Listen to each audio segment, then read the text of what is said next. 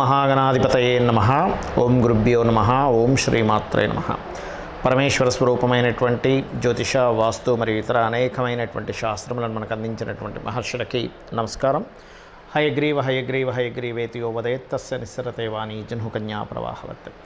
అరుణాం కరుణాతరంగితాక్షీం ధృతపాశాంకుశపుష్పబాణచాపాం అనిమాదిభిరావృతాం మయూకైః అహమిత్యేవ విభావయే భవానీం. శ్రీమాత్రే నమః. ప్రేక్షకులకి ఆ లలితాంబిక అమ్మవారి యొక్క అనుగ్రహం పరిపూర్ణంగా కలగాలని మనస్ఫూర్తిగా కోరుకుంటూ, మనం ఈరోజు మే మాసంలో 1వ తేదీ నుంచి 31వ తేదీ వరకు ద్వాదశ లగ్నాల వారికి, ద్వాదశ లగ్నం తెలియనటువంటి వారు రాసుల నుంచి చూసుకోవచ్చు. వారికి ఏ విధంగా ఈ యొక్క మాసంలో ఏ విషయాల్లో అద్భుతంగా ఉంటుంది, ఏ విషయాల పట్ల కాస్త జాగ్రత్త వహించాలి, మరియు ఏ దేవత ఆరాధన చేసుకుంటే మీకు ఇబ్బంది ఉండదు అనేటువంటిది తెలుసుకుందాం. దానికంటే ముందు అసలు గ్రహస్థితి ఏ విధంగా ఉంది అని చూసుకున్నట్లయితే, మనకి మేషంలో రవి గురువుల యొక్క కలయిక ఉంది. కాకపోతే ఈ గురువు మనకి మే 1వ తేదీ 2వ తేదీ నుంచి ఆల్మోస్ట్ 1వ తేదీ ఈవినింగ్ లోపల అండ్ 2వ తేదీ నుంచి వృషభంలోకి మారిపోతున్నాడు. రవి 14వ తేదీ నుంచి, శుక్రుడు అక్కడే ఉంటాడు. అదేవిధంగా కేతువు కన్యారాశిలోని, మరియు శని కుంభరాశిలోని, మీనరాశిలో కుజ బుధ రాహువుల యొక్క సంచారం జరుగుతూ, ఆ యొక్క బుధుడు 11వ తేదీ నుంచి మన మేషరాశిలోకి సంచరిస్తాడు. ఈ యొక్క గ్రహస్థితిని అనుసరించి ద్వాదశ రాశుల వారికి ఎలా ఉంటుంది అనేటువంటి విషయం మనం ఇప్పుడు తెలుసుకుందాం. కర్కాటక లగ్నము, కర్కాటక రాశి మీకు చూసుకున్నట్లయితే ఈ మాసంలో ప్రత్యేకంగా మీకు కలిగేటువంటి గొప్ప ఫలితం ఏమిటి? ఎందుకంటే 14వ తేదీ నుంచి లాభస్థానంలో మీకు రవి గురువులు కలిసి ఉంటున్నారు. అందులోని కర్కాటకం వారికి 2వ అధిపతి రవి, అంటే ధనాధిపతి, లాభంలో ఉన్న గ్రహంతో కలుస్తున్నాడు. కాబట్టి కుటుంబాభివృద్ధితో పాటు సంతానం కోసం మీరు ఎప్పటి నుంచో ఎదురు చూస్తూ పలానా మెడిసిన్స్ వాడుతున్నటువంటి వారికి చక్కటి ఫలితం వస్తుంది. దీంతోపాటు రాజకీయంగా ఎదిగేటువంటి యోగాన్ని ఇస్తుంది. కాకపోతే 3వ స్థానంలో కేతు ఉంటూ 3వ అధిపతి నీచ పొందుతున్నాడు. కాబట్టి ఈ 11వ తేదీ వరకు ఉన్నటువంటి గ్రహస్థితి ఏదైతే ఉందో, మీకు బుధుడు నీచస్థానంలో ఉన్నందుకు మీరు ఏదైనా అగ్రిమెంట్స్ చేసేటప్పుడు, మధ్యవర్తిత్వంగా వెళ్ళి మాట్లాడేటప్పుడు, ఎవరితోనైనా ఏదైనా మెయిల్ చేసేటప్పుడు, లేదా మీ సిబ్లింగ్స్, మీ తమ్ముళ్ళ వరుస వారు, లేదా మీ బావమరిది, ఈ చుట్టాలతో ఏదైనా ఒక్కోసారి చూడండి, ఫలానా ఏదో విషయం జరిగిందని మనం గాసిప్ ఏదో విని అది నిజమనుకొని ఇంకోలి చెప్తూ ఉంటాం. గాసిప్స్ విషయంలో కర్కాటక రాశి వారు చాలా జాగ్రత్తగా ఉండాలి, గుర్తుపెట్టుకోండి. అలాగే ఈ యొక్క మాసంలో మీరు ఏదైనా ప్రాపర్టీ కానీ, వాహనం కానీ, ఏదైనా కొత్త విద్యలు నేర్చుకోవడానికి కానీ చాలా యోగ్యవంతంగా ఉంది, గుర్తుపెట్టుకోండి.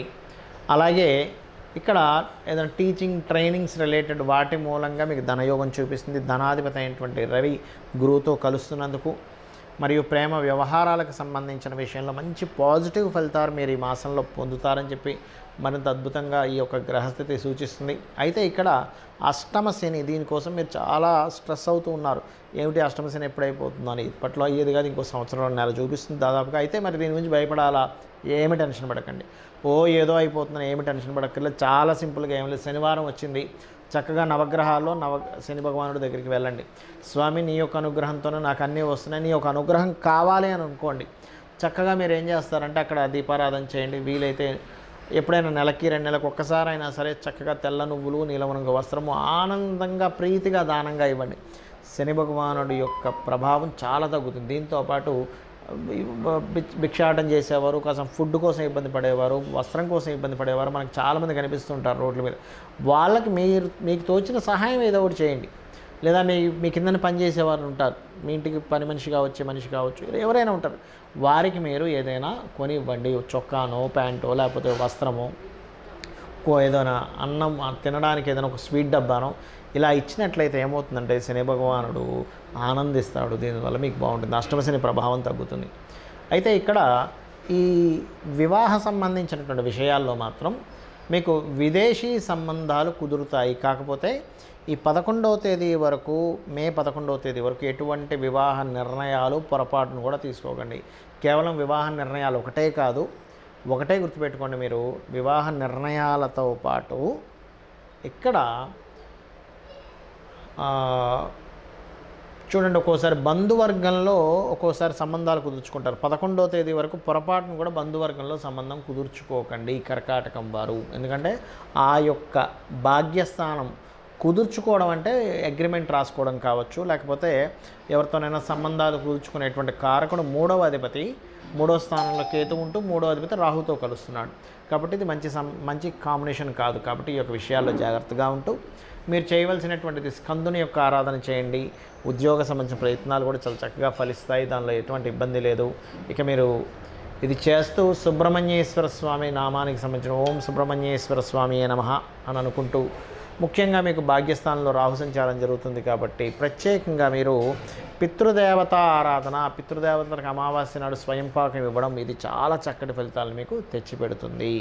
చాలామంది నన్ను అడుగుతుంది ఏంటంటే, ఏమంటే మాకు జాతక చక్రం లేదు, డేట్ ఆఫ్ బర్త్ తెలియదు, టైం తెలియదు, నక్షత్రం తెలియదు, మరి మేము ఈ మే మాసంలో ఎటువంటి జాగ్రత్తలు తీసుకోవాలి? మనం జనవరి ఆల్మోస్ట్ డిసెంబర్ నుంచి చెప్తూ వస్తున్నాం. ఫిబ్రవరి నుంచి మే వరకు ఉన్నటువంటి కాంబినేషన్ ఏదైతే ఉందో, సాటర్న్ అంటే శని రవి, శని కుజ, అదేవిధంగా కుజ రాహు, ఈ కాంబినేషన్స్లో వెళ్తున్నాయి.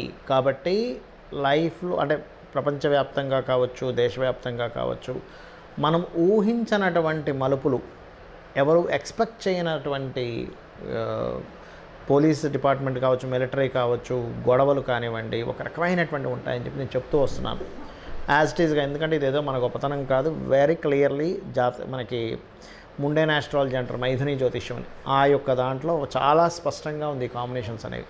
కాబట్టి నేను చెప్పేది ఒకటే, మే ఎండింగ్ వరకు కూడా కొంత జాగ్రత్తగా ఉండండి. ఎక్కువగా గుమ్ముడు అంటే ఎక్కువ పబ్లిక్ ఉండేటువంటి ప్రదేశాల్లో కొంత జాగ్రత్తగా ఉండండి.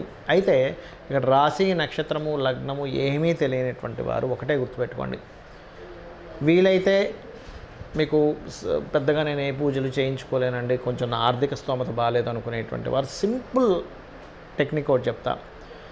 మీకు దగ్గరలో గోశాల ఉంది, చక్కగా పిడికెడు బెల్లం పెట్టండి చాలు, క్యారెట్స్ తినిపించండి, లేదా బీట్రూట్స్ లాంటివి గోవుకు తినిపించండి చాలు, ఇదే మిమ్మల్ని కాపాడుతుంది. అంటే ధనం లేదండి, లేదు అది కూడా తినిపించలేని స్థితిలో ఉన్నానండి అన్నప్పుడు ఇంట్లో కూర్చొని చక్కగా చండీ పారాయణం వినండి. విన్నా సరిపోతుంది, మీరు వెళ్ళి చేసేయాలని రూల్ ఏమీ లేదు, గుర్తుపెట్టి వినండి. లేదంటే నాకు స్తోమత ఉంది, నా దగ్గర 4 డబ్బులు ఉన్నాయి, నేను చేసుకోగలను అన్నప్పుడు మీరు ఖచ్చితంగా చండీ పారాయణం చేసుకోవడము, చండీ హోమంలో పార్టిసిపేట్ చేయండి. దీని ద్వారా ఏమవుతుందంటే మీకు ఖచ్చితంగా మీరు ఏదైతే ఇబ్బంది పడబోతున్నారో ఆ అమ్మవారు మిమ్మల్ని కాపాడుతుంది. అదేవిధంగా కాస్త కుజుడికి, శనికి దానాలది ఇవ్వండి, లేదా కుజ శని గ్రహాల దగ్గర దీపారాధన చేయండి. ఇవి రాశి నక్షత్రం గ్రహం తెలియకపోయినా ఇవి చేయడం ద్వారా మీకు ఈ మంత్ చాలా బాగుంటుంది. బికాజ్ ఆఫ్ కాంబినేషన్స్, అంటే కర్మకారకుడు ఈ శని కుజ రవి ఈ కాంబినేషన్స్తో కనెక్ట్ అయి ఉన్నాడు. కాబట్టి ఈ గ్రహాలకు చేసుకోవడం ద్వారా మీరు చేసే ప్రయత్నము ధనం కోసం కావచ్చు, ఉద్యోగం కోసం కావచ్చు, ఖచ్చితంగా బాగుంటుంది. అయితే ఇక్కడ చాలామందికి ఏంటంటే, ఏమండి మరి మేము అంటే కొంతమంది అడుగుతూ ఉన్నారు, నాకు దాని గురించి చెప్తున్నాను. ఈ గోచారం గురించి చెప్తున్నారు, ఈ లగ్నం గురించి అంటున్నారు, కాసేపేమో రాశి గురించి అంటున్నారు, అసలు ఏది తీసుకోవాలని అడుగుతూ ఉన్నారు. మీకు లగ్నం కనుక తెలిస్తే లగ్నం నుంచే మీ యొక్క గ్రహస్థితిని పరిశీలన చేసుకోవాలి. అంటే గోచార గ్రహాలు కూడా తెలియదు, లగ్నం తెలియదు, రాశి నుంచి చేసుకోవచ్చు సెకండ్ ఆప్షన్. ఎందుకంటే మీరు ఇప్పుడు ఏదైతే అనుభవిస్తున్నారో ఈ జన్మలో, అది భోగం కావచ్చు, రోగము కావచ్చు, నిస్సహాయ స్థితిలో ఉండడం కావచ్చు, ఏమైనా కానీ మీరు అనుభవిస్తున్నారంటే మీరు పోయిన జన్మలో చేసినటువంటి మంచి కర్మ లేదా దుష్కర్మ. కాబట్టి ఈ యొక్క జన్మలో మీకు బాగా బాగుండాలి అంటే పూర్వజన్మలో చేసిన పుణ్యకర్మ రావాలి. ఇబ్బంది పడుతున్నారంటే పాపకర్మ కనెక్ట్ అయిందని అర్థం. అది మీ జన్మజాతకంలో ఉండే లగ్నము, మీ జాతచక్రంలో ఉండే గ్రహాల స్థితిని బట్టి జ్యోతిష్శాస్త్రం చాలా స్పష్టంగా చెప్తూ ఉంటుంది. అంటే మీరు జన్మించిన సమయం, తేదీ, నెల, సంవత్సరం, ప్రాంతం వీటన్నిటిని తీసుకుని మీ లగ్నం ఎలా ఉంది, లగ్నాన్ని బట్టి మనిషి యొక్క తత్వం ఉంటుందండి. అసలు మనిషినే చూడకుండా చాలా స్పష్టంగా లగ్నాన్ని చూసి ఈ వ్యక్తి ఇలాంటి వ్యక్తి అని చెప్పొచ్చు. అదే జ్యోతిషాస్త్రం యొక్క గొప్పతనం. అతని యొక్క ధనస్థానాన్ని బట్టి అతను ఏ ప్రయత్నం చేస్తే ఇతనికి ఫైనాన్షియల్గా బాగుంటుంది, ఏ దేవతా ఆరాధన చేసుకుంటే ఇతనికి పూర్వజన్మలో ఉన్నటువంటి పాపము తొలగిపోయి ఫైనాన్షియల్ గ్రోత్ పెరుగుతుంది అనేటువంటి చాలా స్పష్టంగా చెప్పొచ్చు. ప్రయత్నాలు కావచ్చు, గృహం ఏ దిశలో నివసిస్తే బాగుంటుందని కావచ్చు, ఎటువంటివి చదివితే ఇతనికి భవిష్యత్తులో బాగుంటుందని కావచ్చు, ఇప్పుడున్న నడుస్తున్నటువంటి మహాదశ ఎలా యోగిస్తుంది, ఒకవేళ యోగించాలంటే ఏం చేసుకోవాలి. చాలామంది ఏమనుకుంటారంటే జ్యోతిషాస్త్రం అంటే యోగించట్లేదంటే ఏదో వేలు లక్షలు పెట్టి పూజలు చేయించుకోవాలనుకుంటారు. అది పూర్తిగా తప్పండి. మీ దగ్గర ధనం లేదు, అమ్మవారి నామాన్ని రూపాయి ఖర్చు లేకుండా ఇంట్లో కూర్చొని చేసుకోవడం ద్వారా మీరు ఉద్ధరింపబడతారు. ఈ కలియుగానికి ఉన్నటువంటి గొప్పతనం అలాంటిది. అంటే చక్కగా ఇంట్లో కూర్చున్నారు, డబ్బులు లేవు, ఏమి టెన్షన్ పడకండి, నాకేదో గ్రహస్థితి ఇలా అయిపోతుంది అలా అయిపోతుంది, ఏం టెన్షన్ పడకండి. చక్కగా ఇంట్లో కూర్చొని శ్రీమాత్రే నమః చేసుకుంటే మీ పనులు మీరు చేసుకోండి. అలానే ఇంట్లోనే కూర్చొని ఏ పని చేయొద్దని చెప్పట్లే. ఇంట్లో మీకు ధనం లేకపోతే శ్రీమాత్రే నమః అనలేరా? అనగలరుగా, చక్కగా అనండి, సరిపోతుంది. అమ్మవారే రక్షిస్తుంది. అమ్మ ఎలా రక్షిస్తుందో అలా చక్కగా అమ్మవారు రక్షిస్తుంది. మీకున్నటువంటి స్థితి ఏదైతే ధనం కోసమా, లేకపోతే ఉద్యోగం కోసమా, వ్యాపార అభివృద్ధి అవ్వట్లేదా, ఖచ్చితంగా అమ్మవారు మిమ్మల్ని రక్షించి తీరుతుంది. కాకపోతే ఏంటంటే మీరు ఫిక్స్ అవ్వాలి, నేను ఇది చేస్తున్నాను, నన్ను అమ్మవారు రక్షిస్తుంది. ఇంకా ఫైనల్ ఇంకోటి మరొకట్లేదు, ఈ విశ్వాన్ని మొత్తం ఇంత పెద్ద విశ్వాన్ని నడిపిస్తున్న అమ్మవారికి మీ చిన్న ప్రాబ్లం తీర్చడం పెద్ద కష్టమా అనేటువంటిది ఒక్కసారి మీరు ఆలోచించి మీ ప్రయత్నం మీరు చేయండి. జాతక చక్రంలో ఉన్నటువంటి దోషాలు ఏమున్నా సరే తొలగిపోతాయి. మరి మీకు ఇక్కడ సందేహం కలగొచ్చామండి ఈ గోచార ఫలితాలు ఎందుకు చెప్పుకుంటున్నామని. గోచారము జాతకము రెండు కనెక్ట్ అయినప్పుడు మనకు ఒక మంచి ఇన్సిడెంట్ జరగడానికి బాగుంటుంది. గోచారం అనుకూలంగా లేనప్పుడు, మన జాతకం అనుకూలంగా లేనప్పుడు ఎటువంటి సిచ్యువేషన్స్ మనకు ఏర్పడతాయని చెప్తున్నటువంటిదే గోచారం. అంటే మనం ఒక ప్రయత్నం చేస్తున్నాం, ఓ దగ్గరికి వెళ్ళాలి, ట్రాఫిక్ జామ్ ఉంది, మనం ఆలస్యం అవుతుంది, మన ప్రయాణం ఫ్రీగా ఉంది, చాలా ఫ్రీగా వెళ్ళిపోతాం. దట్ ఈజ్ గోచారం. అంటే బయట ఉన్న సిచ్యువేషన్స్, బయట ఉన్న మార్కెట్, ఇవన్నీ గోచారం అనుకుంటే మన ప్రయత్నం మన జన్మ జాతకం. కాబట్టి నేను చెప్పినటువంటి ఈ యొక్క పరిహార మార్గాన్ని చేసుకుంటూ మీ యొక్క జీవితాన్ని ఆనందమయం చేసుకుంటారని మనస్ఫూర్తిగా ఆ అమ్మవారిని కోరుకుంటూ శ్రీమాత్రే నమః.